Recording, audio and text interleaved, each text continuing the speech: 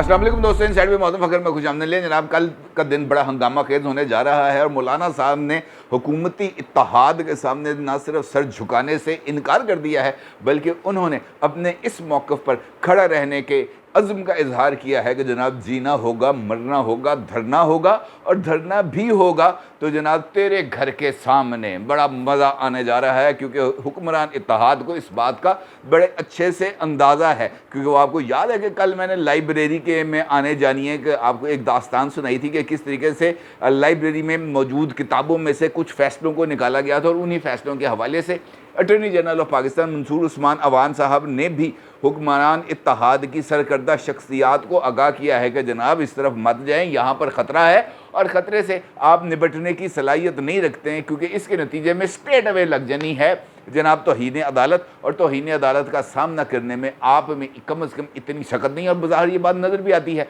और फिर जब ये इतला पहुँचती है तो जनाब भागम भाग जो है इसहाक डार साहब और राना सनाउल्लाह साहब, बज़ाहिर तो इसी तरह लगता है कि जनाब वो डरते डरते या किसी प्लानिंग के तहत भी हो सकता है, बाई डिज़ाइन भी हो सकता है, वो चले गए हों और जाके मौलाना साहब के साथ बैठ गए हों और मौलाना साहब से उन्होंने कहा हो कि जनाब ये जो धरना आप करने जा रहे हैं, इस धरने को आप सुप्रीम कोर्ट की बिल्डिंग के बाहर ना करें बल्कि इसकी जगह तब्दील कर लें और डी चौक पे चले जाएं, डी चौक पर जाकर आप जलसा जुलसा कर लें। लेकिन मौलाना ने कहा कि नहीं, मैं उन लोगों में से नहीं हूँ जो पब्लिकली कोई बात करूँ और बाद में उससे पीछे हट जाऊँ, और ये जो फ़ैसला है ये मैंने पब्लिकली किया था और अब जब कल लोगों ने यहाँ पर पहुँचना है तो मैं आज आपके कहने पे तो कम से कम ये जगह तब्दील नहीं कर सकता। हाँ, कल जब मेरे लोग वहाँ पर मौजूद होंगे, वहाँ पर बकौल मौलाना साहब के लाखों की तादाद के अंदर जो कारकुनान हैं, जो काफ़िले हैं, वो चल पड़े हैं, बल्कि जमीयत उलमाए इस्लाम की तरफ से कुछ तस्वीर भी शेयर की गई हैं जहाँ पर गाड़ियों की लंबी लंबी कतारें नज़र आ रही हैं और वो जनाब मोटरवेज़ के ऊपर और नेशनल हाईवेज़ के ऊपर सफ़र कर रही हैं और वो जो है इस्लामाबाद की तरफ गामज़न है उनके काफ़िले। लेकिन ये तो अब कल पता चलेगा कि जनाब हज़ारों की तादाद है, लाखों की तादाद है, करोड़ों की तादाद है, क्योंकि ये तो फिर जो चाहे आपका हुस्न कृष्ण एहसास करे। अब असल में मामला ये है कि एक जानिब तो ये बात की जा रही है, दूसरी जानिब मुस्लिम लीग नून के तारिक फजल चौधरी साहब की तरफ से इस्लामाबाद की ज़िली इंतज़ामिया के सामने एक दरख्वास्त भी दे दी गई है और उस दरख्वास्त के अंदर इस बात का जिक्र किया गया है कि जनाब डी चौक के ऊपर जलसे की इजाज़त दे दी जाए। अब एक जानिब धरने की बात की जा रही है, दूसरी जानिब जलसे की इजाज़त मांगी गई है। एक कन्फ्यूजन है और अगर आप देखें तो ये जो कन्फ्यूजन है ये हर जगह पर पाई जा रही है और इस कन्फ्यूजन के अगर आप इसका दर्द दिल के साथ बल्कि हकीकी मानों में अगर आप हालात का तजिया करें ना, तो मेरी नज़र के अंदर दो चीज़ें बड़ी क्लैरिटी के साथ सामने आती हैं। कतई नज़र इस बात के कि ये भी 9 मई से लेकर 12 मई के दरमियान क्या क्या कुछ हुआ, कतई नज़र इस बात के कि इमरान खान की हुकूमत थी जब, तो पाकिस्तान डेमोक्रेटिक मूवमेंट ने पाकिस्तान पीपल्स पार्टी के साथ इश्तराकी अमल से उनको घर भेजने का फ़ैसला किया और मुमकिन तौर पर उनको किसी की हमायत शमायत भी हासिल होगी। अब उनको घर भेजने का जब फ़ैसला किया तो उस वक़्त कुछ जवाज़ तलाशे गए और उन जवाज़ के अंदर जो सबसे ज़्यादा बड़ा जवाज़ था वो ये था कि अगर हमने नवंबर से पहले इमरान खान को घर नहीं भेजा तो फैज़ आ जाएगा, और फैज़ आने के नतीजे में यानी जनरल फैज़ हमीद साहब के आने के नतीजे में इमरान खान साहब को 10 साल तक मज़ीद भुगतना पड़ेगा, क्योंकि इन दोनों का जो कॉम्बो है ये बड़ा आइडियल सा कॉम्बो होगा और इस कॉम्बो के नतीजे में जो 18वीं तरमीम है वो भी जो है रिपील कर दी जाएगी और पाकिस्तान का जो वो जो है हमारा जो दस्तूर है जिसकी असास है, जिसकी बुनियाद है वफाकियत, वो भी तब्दील हो जाएगा और वफाकी पार्लिमानी निज़ाम से ये जो दस्तूर है ये सदारती निज़ाम में कन्वर्ट हो जाएगा। और इसी एक बयानिए के ऊपर ये सारी की सारी मूवमेंट चली और इमरान खान साहब को घर भिजवाया गया। अब इमरान खान साहब ने उसके बाद 2 मरतबा कोशिश की कि वो इस सिचुएशन से वापस अपने आप को रीग्रुप करें और वापस इक़्तिदार में आएँ, और इसीलिए उन्होंने पहले 25 मई को यानी अब 1 अक्टूबर में वो इक़्तिदार से हटे हैं और मई में ही उन्होंने हुकूमत के ख़िलाफ़ लॉन्ग मार्च कर दिया और उस वक़्त हुकूमत भी ज़हनी तौर पर इंतख़ाबात कराने के लिए तैयार थी, लेकिन कुछ टाइमिंग्स का हेर फेर हो गया कि इंतख़ाबात नहीं हो सके। उसके बाद फिर जो इमरान खान साहब हैं उनका ये बयान जलसे जुलसे ये चलते रहे, लेकिन इसी दौरान हुकूमत जो है वो इक़्तिदार की दलदल में फंसती चली गई और उसको इस बात का अंदाज़ा होता चला गया या उनको ये बात उनके ज़हन नशीन कराई जाती रही मुख्तलिफ़ तरीक़ों से कि जनाब अगर आपने फ़ौरी तौर पर इंतख़ाबात में गए तो इमरान आ जाएगा। यानी पहले उनको इस बारे में खौफजदा किया गया कि जनरल फैज़ आ जाएगा, और जब वो इक़्तिदार में आ गए तो हुकूमत को कहा गया कि अगर आपने इलेक्शन कराए तो इमरान आ जाएगा। अब इमरान का खौफ डल गया। इसी दौरान इमरान खान साहब को भी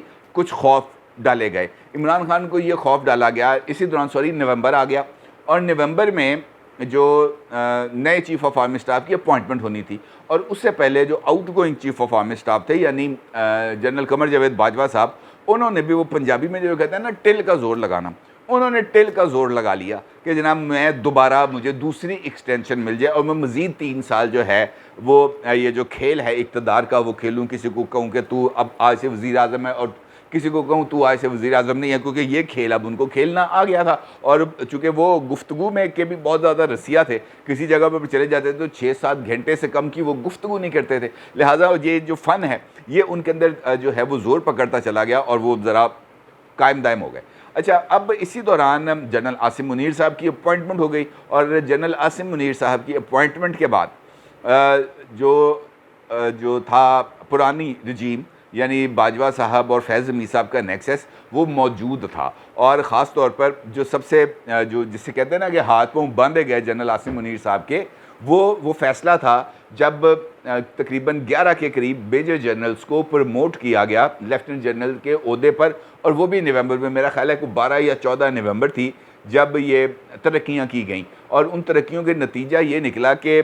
वो जो एक पुराना माइंड सेट था वो मौजूद रहा इदारे के अंदर, बल्कि ना सिर्फ मौजूद रहा बल्कि उसने थोड़ा सा ज़ोर भी पकड़ा, और उस ज़ोर के ऊपर वो आगे निकलते चले गए। लेकिन आसिम मुनीर साहब ने चार्ज लेने के बाद, ओहदा संभालने के बाद,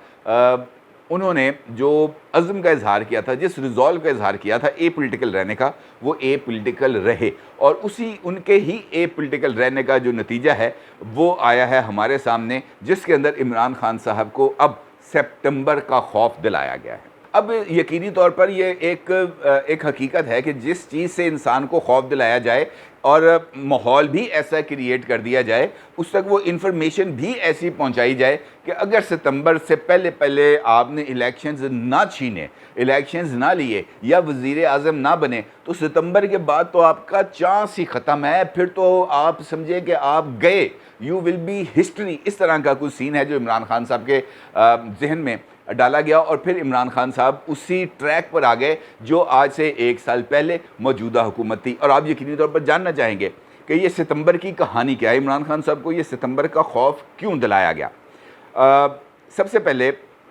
इमरान खान साहब के अपना भी कुछ इसके अंदर कसूर है कि इमरान खान साहब जिन चक्रों में चढ़ गए हैं, और उसके अंदर ये जो सबसे इंपॉर्टेंट चीज़ होती है ना, अथॉरिटी, कि जनाब मेरी अथॉरिटी है, मैं जिस वक्त कहूँगा लोगों को बाहर निकलेंगे, लोग बाहर निकल आएंगे। ये मेरी अथॉरिटी है कि मैं जिस वक्त कहूँगा सड़क बंद हो जाएगी, वो सड़क बंद हो जाएगी। ये अथॉरिटी कि जिस वक्त मैं ये कहूँगा कि जनाब पुलिस का रास्ता रोकना है तो लोग आके रास्ता रोकेंगे। ये अथॉरिटी का इजहार या इस अथॉरिटी का इस्तेमाल बहुत सारे लोगों के दिमागों को ख़राब कर देता है, और इमरान खान साहब का दिमाग इस चक्कर के अंदर अच्छा खासा ख़राब हुआ है, इसके अंदर कोई दो राय नहीं है। अब इमरान खान साहब को खौफ दिलाया गया है सितंबर का कि अगर सितंबर से पहले इलेक्शन ना हुए तो काजी आ जाएगा, अगर सितंबर से पहले इलेक्शन ना हुए तो एक जयाला जो है वो सदर बन जाएगा या मौलाना आ जाएगा, मौलाना सदर बन जाएगा। अगर सितंबर से पहले इलेक्शन ना हुए तो इदारा यानी फ़ौज के ऊपर जनरल आसिम मुनीर का ऐसा कंट्रोल हो जाएगा कि फिर इदारा तुम्हारे ख़िलाफ़ जो ऑपरेशन करेगा तुम उससे बाहर नहीं निकल पाओगे। ये है खौफ जो इमरान खान के ऊपर बिठाया गया, और इसी चक्कर के अंदर मौजूदा हुकूमत को भी बावर कराया गया, शहबाज शरीफ साहब को, दीगर हुक्मरान इत्तेहाद को, सितंबर लंघ जो सारा कुछ ठीक हो जाएगा। यानी सितंबर तक जो है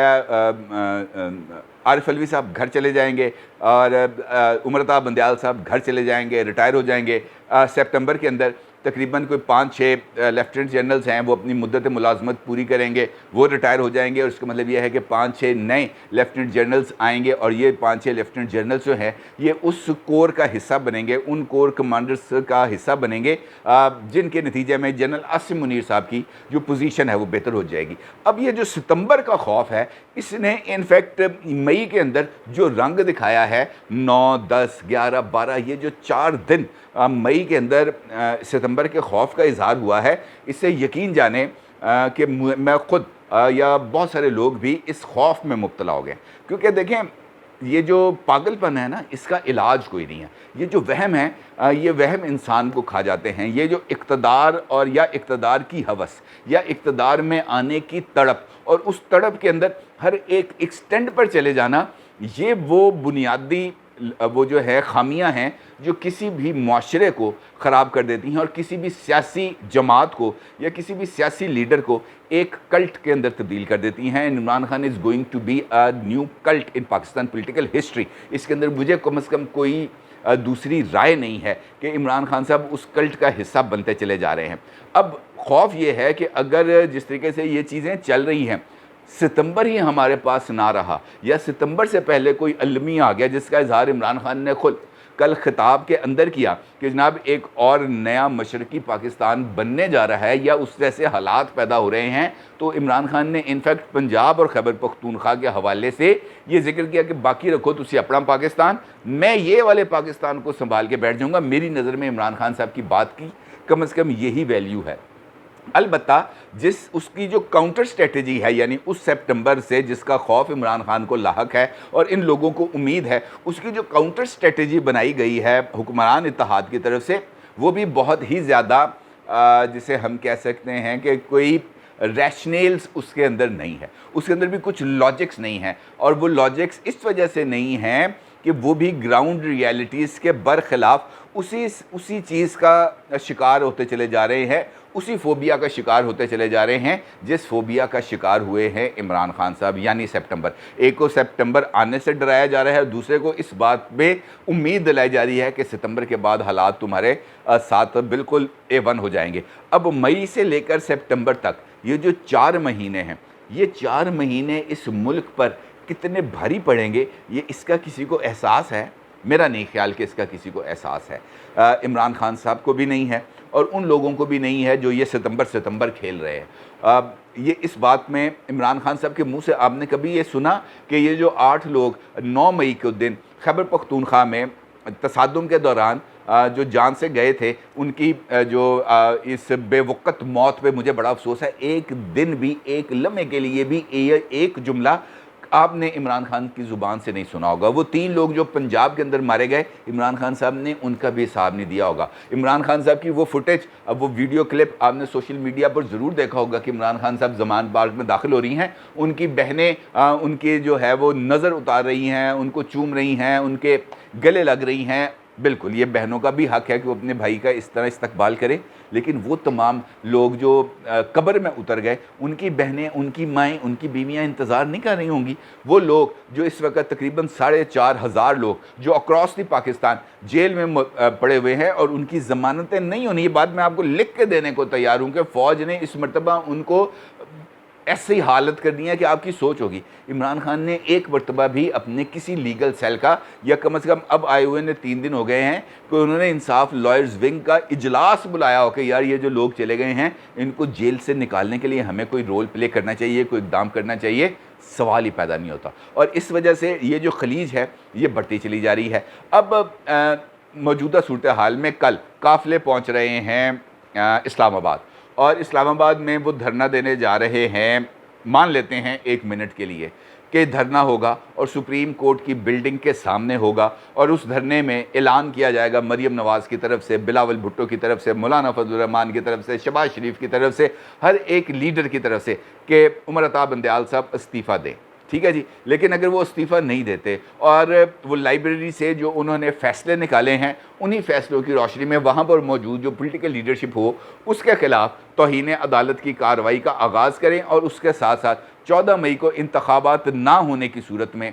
जो हुक्म अदूली की गई है उसके ऊपर भी तौहीन अदालत की कार्रवाई का आगाज़ करे, तो क्या उसके नतीजे में मुल्क में इस्तेहकाम आएगा? यकीनी तौर पर नहीं आएगा। और इसका मतलब ये होगा कि ये जो सितंबर है ये हमसे और ज़्यादा दूर हो जाएगा और इस सितंबर के दौरान ये जब अनरेस्ट क्रिएट होगा, ये अनरेस्ट बढ़ेगा, ये इसी मई के अंदर जब ये तसादुम के अंदर शिद्दत आएगी, जब रियासती इदारे एक दूसरे का गिरेबान पकड़ रहे होंगे, एक दूसरे की पगड़ियों को उछाल रहे होंगे, तो फिर इसके अलावा और कोई रास्ता नहीं होगा कि किसी दिन टेलीविज़न की तमाम तर ट्रांसमिशंस को रोक दिया जाएगा या वहाँ पर जो है मजहबी प्रोग्राम चलने शुरू हो जाएंगे, सीनरीज चलनी शुरू हो जाएंगी, टूरिज़म के प्रोग्राम चलने शुरू होंगे और फिर उसके बाद एक टीवी पर ख़िताब शुरू होगा, कौमी तराना बजेगा और वहाँ पर एक साहब बैठे होंगे और वो ये कहेंगे अस्सलाम वालेकुम मेरे अज़ीज़ हमवतनों। इसके अलावा मेरे पास और कोई वो जवाज़ नहीं था कि हालात ऐसे हो गए थे कि हमें ये